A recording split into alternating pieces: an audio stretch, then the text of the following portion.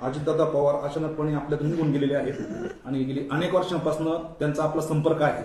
त्या अनुषंगानं एखादी घटना त्यांची आठवण आपल्याला सकाळी व्यायाम करून थोडं थांबलो, तेवढ्यात विमानाचा ऍक्सिडेंट झाला आणि त्यामध्ये 5-6 माणसं गेलेले आहेत. अत्यंत दुःखद घटना. आजचा दिवस असा काळा दिवस आहे.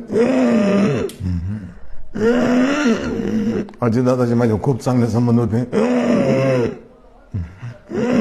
पक्षात प्रवेश करताना अजितदादांनी पुढाकार घेतला, माझ्या सोडा काही काळजी करू नका, कार्यकर्त्यांची काळजी घेणारा, समाजामध्ये लोकप्रिय असलेला एक होणारी नेता, महाराष्ट्रातला प्रमुख नेता आपल्यातून जातो यासारखं दुसरं दुःख नाही.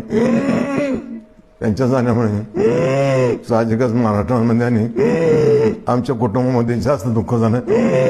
कारण दादांनी मला प्रदेशाध्यक्ष करताना पवार साहेबांकडे सूचना केली, सांगितलं पाचपुतेलाच बनवा, कार्यकर्त्याची दखल घेणारा, लोकांची मदत करणारा, स्पष्ट वक्ता. दादा गेल्यामुळे नुकसान महाराष्ट्रात झालेलं आहे. वैयक्तिक आमच्या कुटुंबाचं खूप नुकसान झालंय.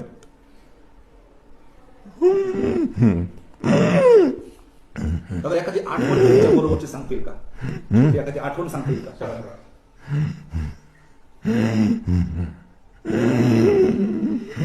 नागपूरला असताना अधिवेशन झालं पार्टीचं आणि पार्टीच्या अधिवेशनला खूप गर्दी झाली, चांगलं झालं.